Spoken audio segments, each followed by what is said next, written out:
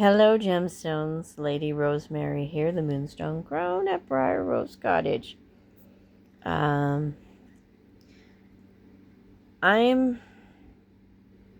been not feeling very well this it's just been a very off July. There's been a lot of emotions and things for me, and so this one's about grief, because I think it's time to go back there.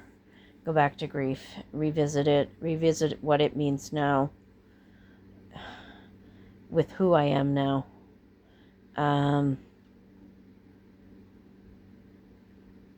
Because part of my severe depression and inability to get out in my yard and deal with that, and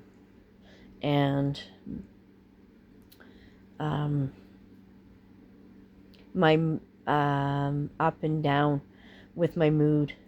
I've been all over the place, and reacting out, and under my understanding that's a PTSD response.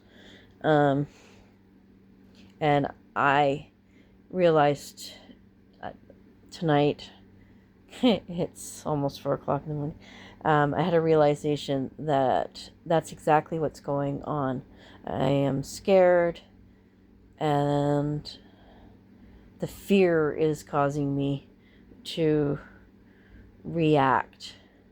So there's a definite need to slow down, take a step back more than I've actually taken it back, so I can address this core problem.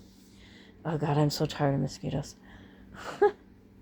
I'm actually, with everything that's gone on, wishing that summer was over.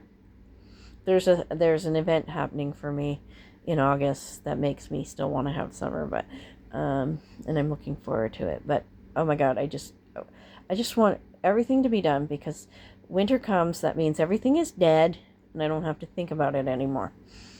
And we can start over in the spring and just move forward. But this trigger, it's grief.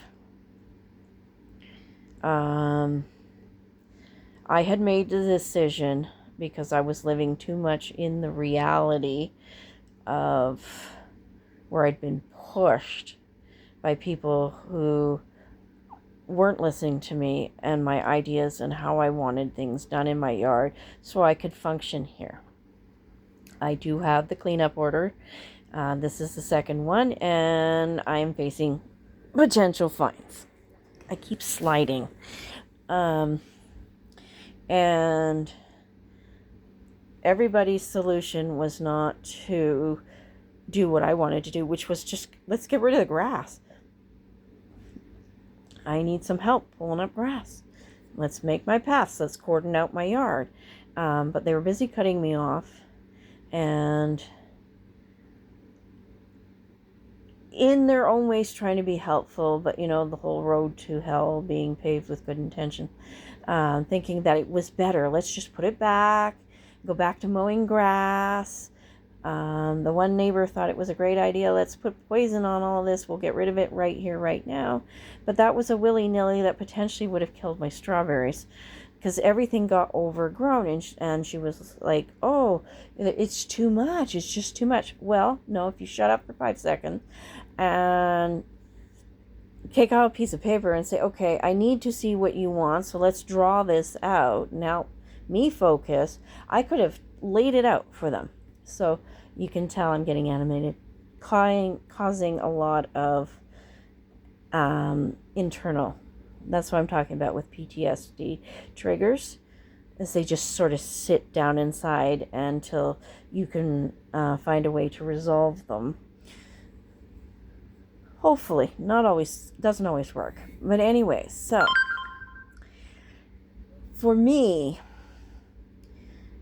when I decided to give up on my dream, and there was a point where I was just like, everything can just die. was that bad. All of the stuff I bought and planted, I waffled between just let's get some water on them so they don't die, so you don't waste your money, to God, I wish everything would just die. Grass, everything just die. And then I got sick, and in there I've been sick with allergies, and I ate something prior to that, and that kind of set everything off. And then now we're doing hot weather and humidity, so life has been miserable in July. But fundamentally, what it all comes down to, and I'm having calmer moment, and so I've already cried, and I've wrote some notes and things. Watched some stuff on grief and listened to music. I came to the realization that the one thing that I have not faced in almost 6 years is what actually happened to me when Kirk passed away, when he died. I can say that without falling apart. So I'm trying to process that as a good thing. That I can say died. He died. When Kirk died, it wasn't just him that died. We were very, very close. Very bonded together. Things were falling apart at the end. I think he was just dehydrated. The dialysis was dehydrated him so much. He was a man who went from never wanting to get married unless he found the right one, to, because I had gotten rid of tomatoes and ketchup and everything had potassium in it, because that wasn't good for him and it was making him sick, to him telling me that if I ever did that again, he would divorce me. So a significant change in attitude there. But that last Saturday before he died, he'd gone to dialysis. He'd had gone by himself because there's a mistake I will talk about later that was made that might have kept him alive longer. But anyways, I died that day. The day that he collapsed on the floor. My life as I knew it ended. And just the subsequent days after, towards his funeral and that first year of grieving, who I was disappeared. She no longer exists. And now some of you are going to sit there and say, oh, she's in there somewhere. No, she's gone. She died. And that's a truth I have to face. Fundamentally, some of the energies are the same. I'm still a writer. I still would like to paint and I craft and all that other kind of stuff. There are similarities, but who that person was died that day because it was such a significant change. I was so wrapped up in who he was and how he was and everything, that when he died,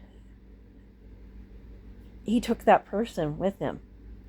And I've actually read something, so that's quite common for the surviving spouse of someone who's died from a chronic illness,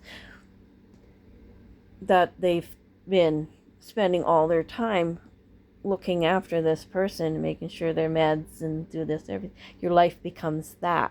And then when they die, you don't have that anymore.